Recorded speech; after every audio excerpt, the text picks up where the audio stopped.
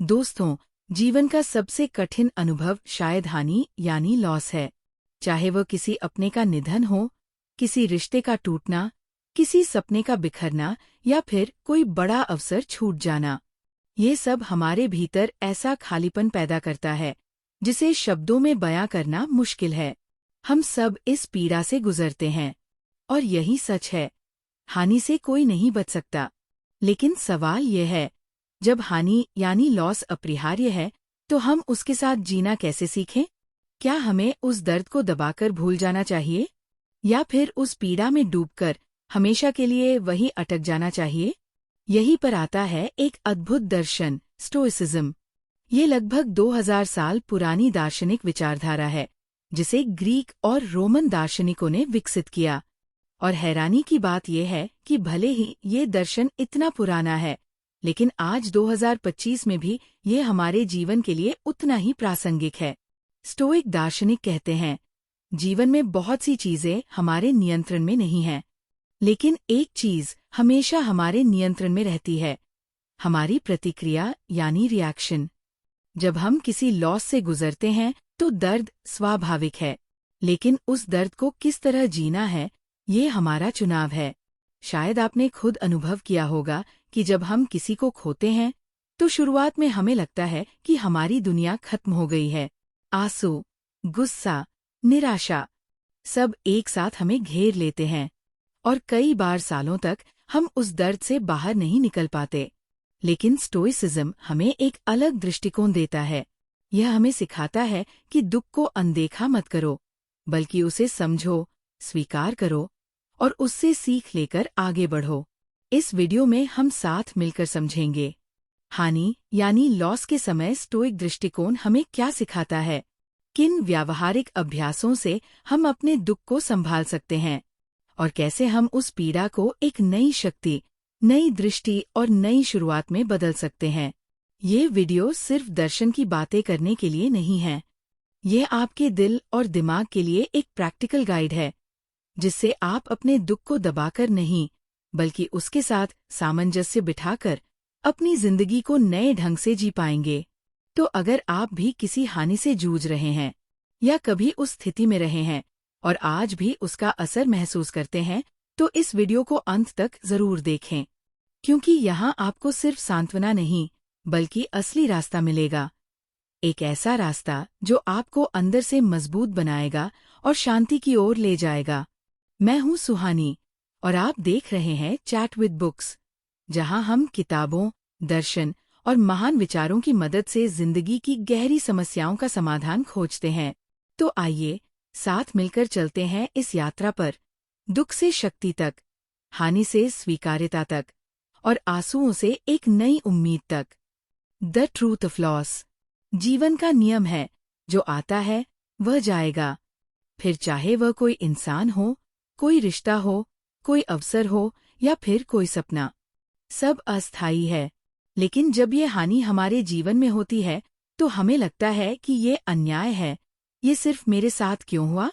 सोचिए, आपने किसी बहुत प्यारे इंसान को खो दिया। अचानक वो खालीपन आपको हर पल चुभता है। आप उठते हैं तो वह याद आते हैं, सोते हैं तो सपनों में भी वही चेहरा। यही स्थिति किसी रिश्ते या सपने के टूटने में भी होती है। मन कहता है, काश ये सब वापस आ जाता। यही पकड़ यानी अटैचमेंट हमारी सबसे बड़ी चुनौती है। स्टोइक दार्शनिक कहते हैं, दुख का कारण हानि नहीं, बल्कि हमारे चिपक कर बैठ जाने की आदत है। यानी अगर हम जीवन की अस्थिरता को समझ लें तो हानि हमें तोड़ेगी नहीं, बल्कि हमें गढ़ेगी। Stoic lens, control versus uncontrol. Stoicism का पहला और सबसे गहरा सिद्धांत है, कुछ चीजें हमारे नियंत्रण में हैं और कुछ नहीं। आपके नियंत्रण में क्या है? आपकी सोच, आपकी प्रतिक्रिया, आपका दृष्टिकोण। आपके नियंत्रण से बाहर क्या है? मृत्यु, समय, दूसरों का व्यवहार, परिस्थितियां। मार्कस ऑरेलियस कहते हैं, बाहरी घटनाएं तुम्हारे मन को छू भी नहीं सकती जब तक तुम उन्हें अनुमति न दो। इसलिए जब हानि होती है तो हमें खुद से पूछना चाहिए, क्या ये मेरे नियंत्रण में था? अगर नहीं, तो क्या मुझे अपनी ऊर्जा दुख को पकड़ने में खर्च करनी चाहिए या स्वीकार कर आगे बढ़ने में? प्रीमेडिटेशियो मलोरम, बुरे समय की कल्पना। स्टोइक दार्शनिक एक अद्भुत अभ्यास करते थे जिसे कहते हैं प्रीमेडिटेशियो मलोरम, यानी बुरे समय की कल्पना। ये सुनने में नकारात्मक लगता है, पर असल में ये हमें मानसिक रूप से तैयार करता है। मान लीजिए, हर रात सोने से पहले आप सोचें, कल जिनसे मैं मिलूंगा वे लोग बदल सकते हैं। कल जो काम करूंगा वह योजना के अनुसार न भी हो सकता है, और जो चीजें मेरे पास हैं वे एक दिन जा भी सकती है। अब ये सोचने से क्या होगा? जब सचमुच कठिनाई या हानि आएगी तो आप टूटेंगे नहीं। आपके भीतर पहले से मानसिक ताकत होगी। एपिक्टेटस कहते हैं, जब तुम अपने बच्चे को चूमो तो याद रखो कि वह नश्वर है। ऐसा करने से जब एक दिन उसका अंत होगा तुम दुखी तो होंगे पर टूटोगे नहीं। हानि को अवसर की तरह देखना। आमतौर पर हम हानि को सिर्फ दुख के रूप में देखते हैं, लेकिन स्टोइसिज्म हमें ये सिखाता है कि हानि हमें नई दृष्टि भी दे सकती है। सोचिए, जब हम किसी को खोते हैं तभी हमें एहसास होता है कि जिंदगी कितनी कीमती है। जब कोई रिश्ता टूटता है तभी हमें ये समझ आता है कि अगली बार किस तरह का रिश्ता बनाना चाहिए। जब कोई सपना बिखरता है तभी हमें खुद को नया रास्ता चुनने का साहस मिलता है। हानि हमें तोड़ती नहीं, बल्कि हमें इनर स्ट्रेंथ देती है, बशर्ते हम उसे उसी नज़र से देखें। Real life examples. एक माँ का अनुभव। एक माँ ने अपना बच्चा खो दिया। शुरुआत में वो पूरी तरह टूट गई, लेकिन स्टोइक दर्शन पढ़ने के बाद उन्होंने समझा कि जीवन अस्थायी है। उन्होंने अपने बेटे की यादों को दुख नहीं, बल्कि कृतज्ञता में बदल दिया। उन्होंने बच्चों के लिए एक NGO शुरू किया। लॉस ने उन्हें समाज के लिए प्रेरणा बना दिया। करियर में असफलता। एक व्यक्ति का बिजनेस पूरी तरह डूब गया। शुरू में उन्होंने खुद को असफल माना, लेकिन स्टोइक किताब मेडिटेशंस पढ़कर उन्होंने महसूस किया कि असफलता भी एक शिक्षक है। आज वही व्यक्ति दूसरों को बिजनेस रीस्टार्ट करने की ट्रेनिंग देता है। संक्षेप में, हानि अपरिहार्य है। दुख का कारण हानि नहीं, बल्कि हमारी पकड़ है। स्टोइसिज्म हमें सिखाता है कि हमें नियंत्रण और अनियंत्रण में फर्क समझना चाहिए। प्रीमेडिटेशियो मलोरम अभ्यास हमें मानसिक रूप से तैयार करता है।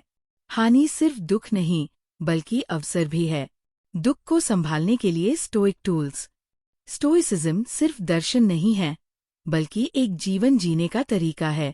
जब हानि हमें भीतर से हिला देती है, तब ये दर्शन हमें कुछ ऐसे प्रैक्टिकल टूल्स देता है जिन्हें अपनाकर हम अपने दर्द को सही दिशा में बदल सकते हैं। 1. डिकोटमी ऑफ कंट्रोल। क्या मेरे हाथ में है? एपिक्टेटस का सबसे बड़ा मंत्र है। कुछ चीजें हमारे नियंत्रण में हैं और कुछ नहीं।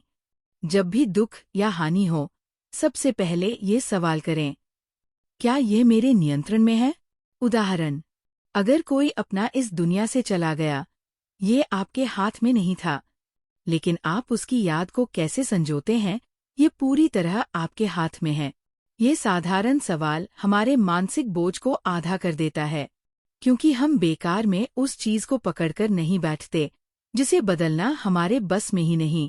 2. कृतज्ञता, ग्रैटिट्यूड प्रैक्टिस। हानि के समय हमारा ध्यान सिर्फ जो नहीं है उस पर जाता है, लेकिन स्टोइक दृष्टिकोण कहता है, ध्यान दो जो था और जो है, उसके लिए आभारी बनो। मार्कस ऑरेलियस लिखते हैं, हर उस इंसान को याद करो जिसने तुम्हें प्रेम दिया, और हर उस पल को जिसने तुम्हें खुशी दी। प्रैक्टिकल अभ्यास। हर रात सोने से पहले 3 चीजें लिखें जिनके लिए आप आभारी हैं। ये छोटी चीजें भी हो सकती हैं, जैसे किसी दोस्त का मुस्कुराना या किसी अजनबी का हेलो कहना। यह आदत धीरे धीरे आपके मन को दुख से हटाकर कृतज्ञता की ओर ले जाएगी। 3. जर्नलिंग, अपने विचारों को बाहर निकालना। स्टोइक दार्शनिक मार्कस ऑरेलियस ने अपनी पूरी जिंदगी मेडिटेशंस नामक डायरी में लिखी। उन्होंने जो कुछ भी महसूस किया, सोचा, सीखा, सब लिख डाला। जर्नलिंग, राइटिंग थेरेपी का सबसे बड़ा फायदा यह है कि हमारे अंदर का दर्द जब शब्दों में बाहर आता है तो उसका बोझ आधा हो जाता है। प्रैक्टिकल तरीका: सुबह या रात 10 मिनट निकालें। अपना सारा दर्द, गुस्सा, सवाल या आभार कागज पर लिख डालें। ये डायरी किसी को दिखाने के लिए नहीं है। ये सिर्फ आपके और आपके मन के बीच की बातचीत है। 4. अमोर फटी, भाग्य से प्रेम करना। स्टोइक शब्द है अमोर फटी, जिसका अर्थ है भाग्य से प्रेम करना।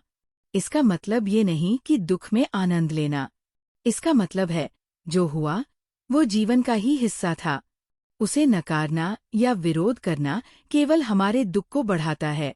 नीत्शे कहते हैं, जो हुआ उसे ऐसे स्वीकार करो जैसे तुमने खुद उसे चुना हो।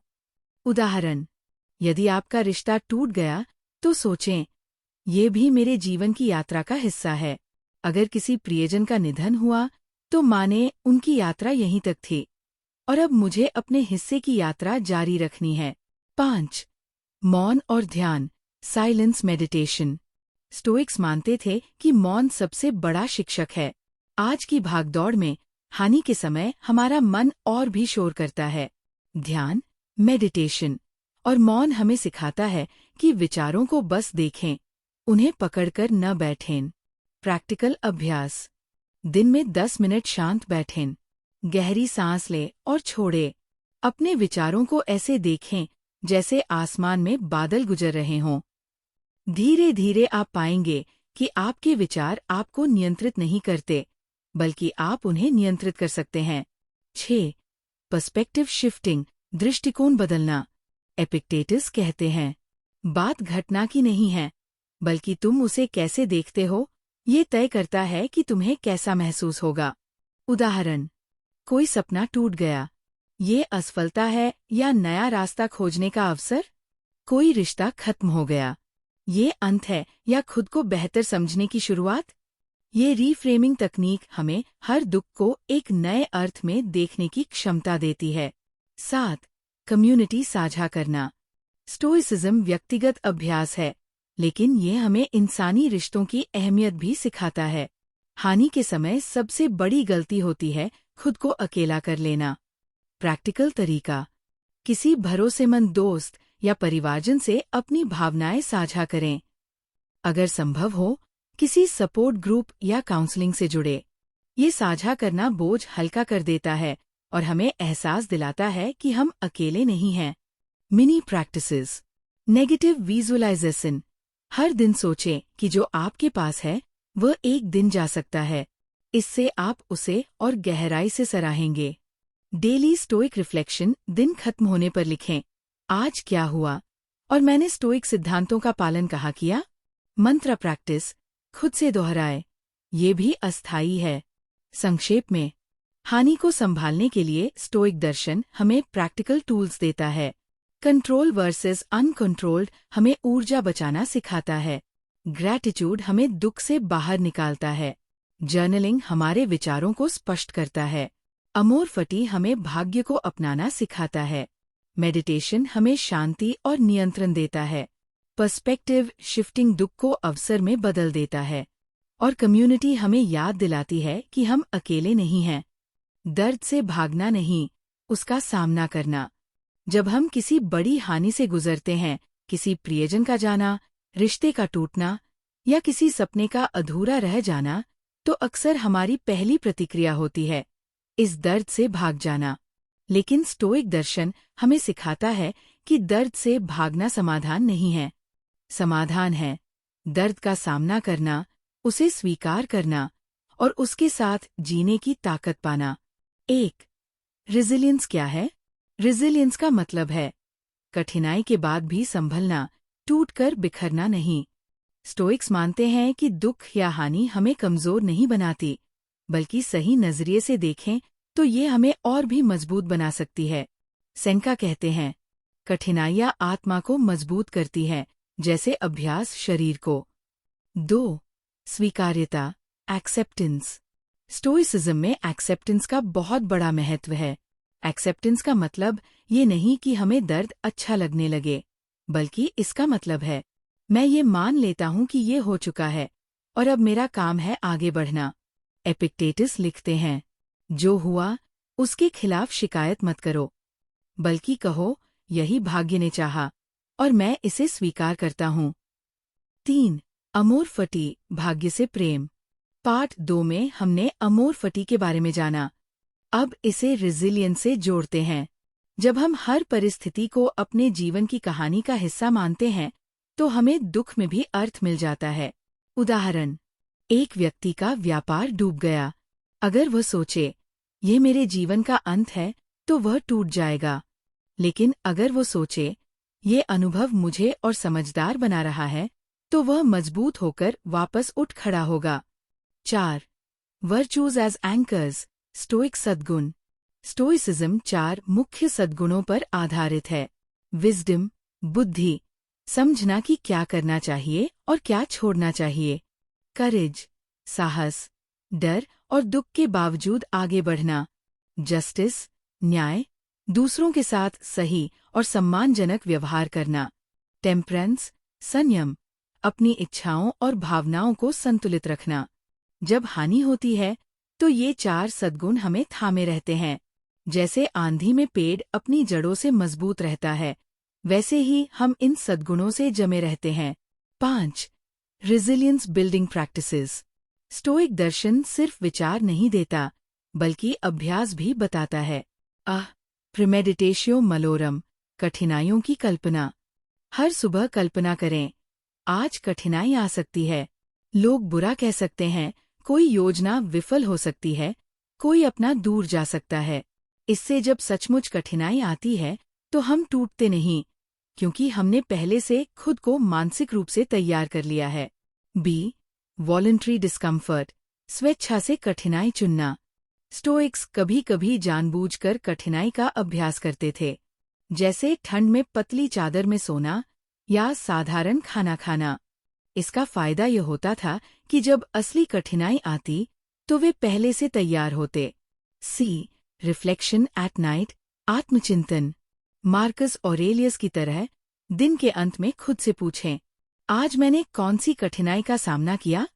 क्या मैं स्टोइक गुणों के अनुसार रहा? कल मैं क्या बेहतर कर सकता हूँ? 6. स्टोइक दृष्टिकोण से दर्द। स्टोइक्स कहते हैं, दर्द सिर्फ शरीर या मन की प्रतिक्रिया है। असली पीड़ा हमारे विचारों से आती है। उदाहरण, शरीर कहता है, दिल टूटा है। मन कहता है, अब मेरी जिंदगी खत्म है।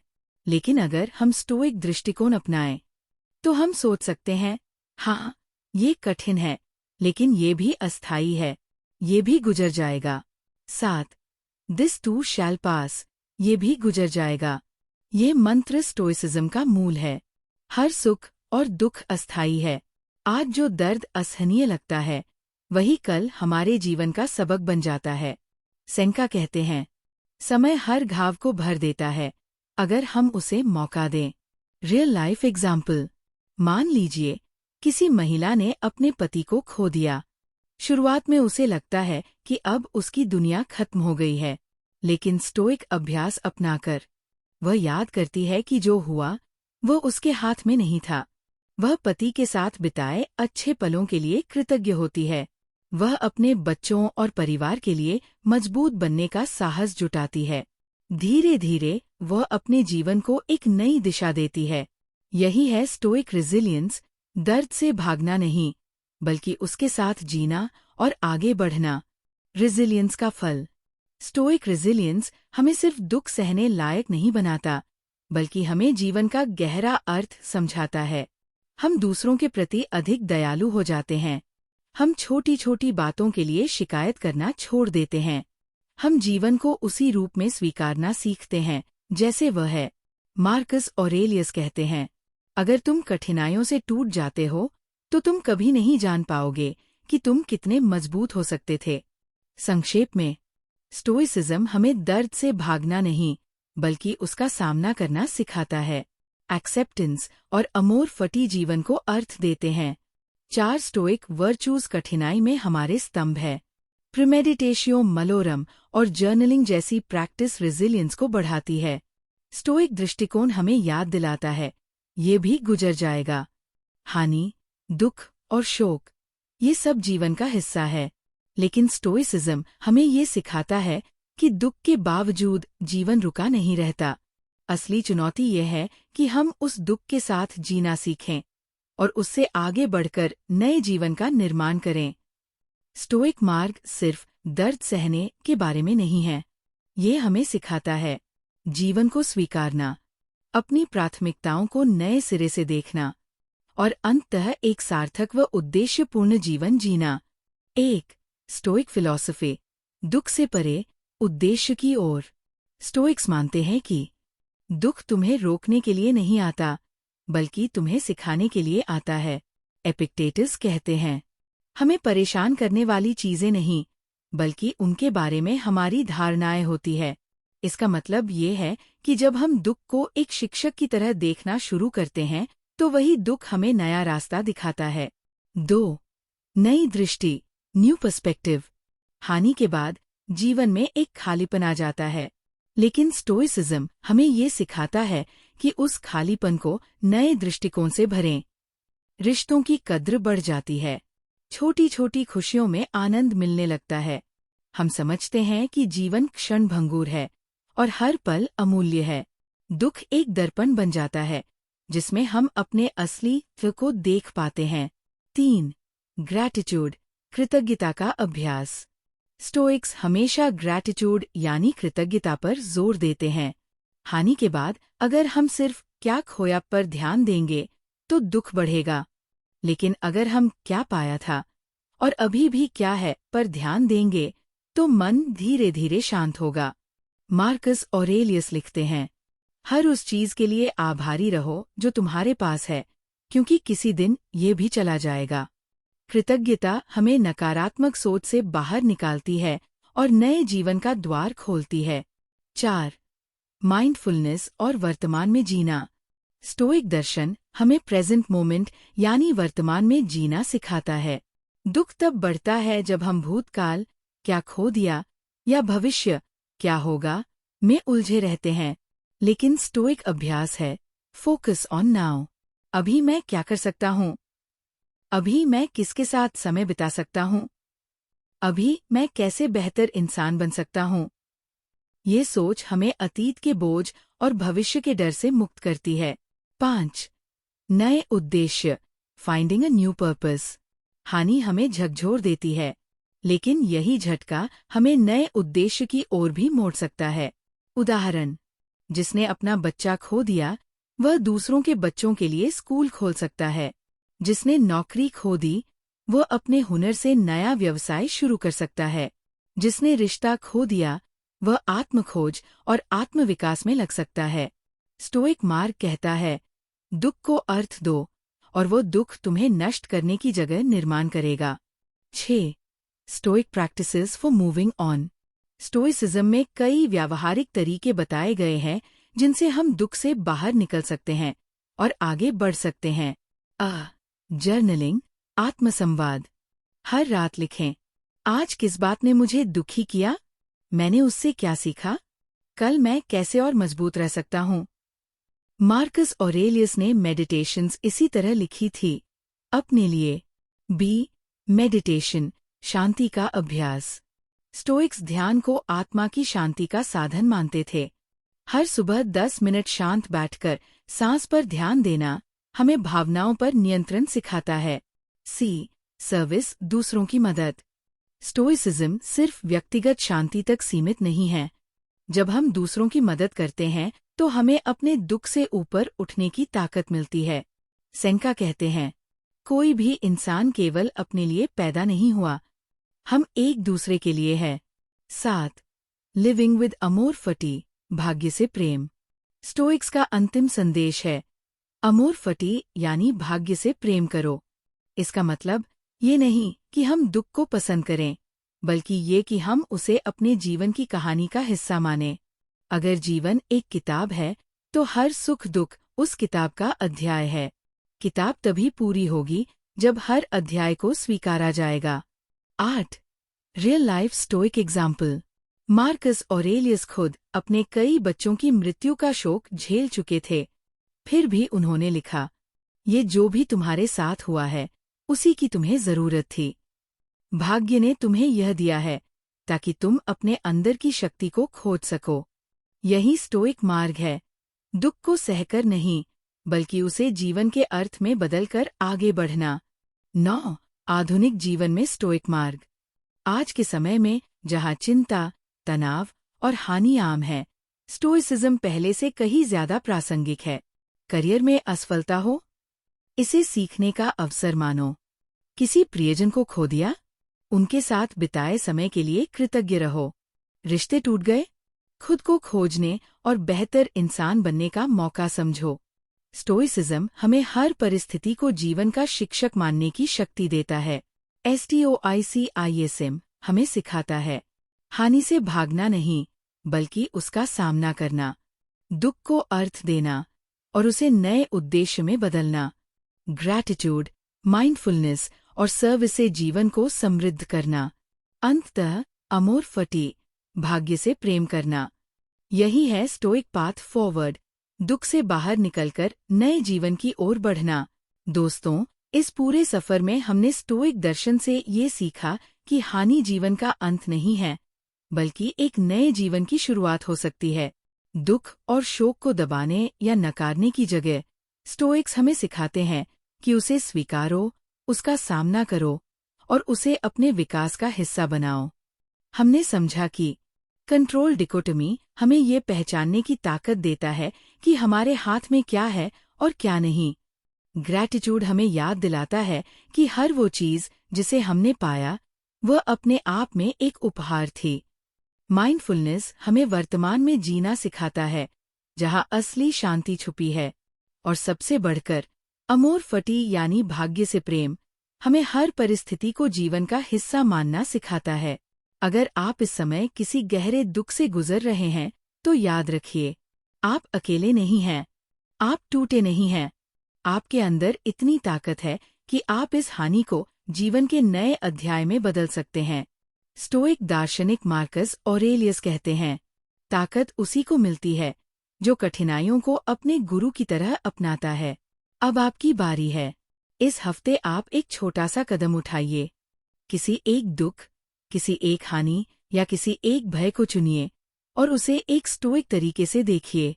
चाहे वो जर्नल में लिखना हो, ध्यान करना हो या किसी जरूरतमंद की मदद करना हो, बस शुरुआत कीजिए। अगर आपको ये वीडियो मददगार लगी हो तो इसे लाइक कीजिए, अपने दोस्तों और परिवार के साथ शेयर कीजिए ताकि ये संदेश और लोगों तक पहुंचे।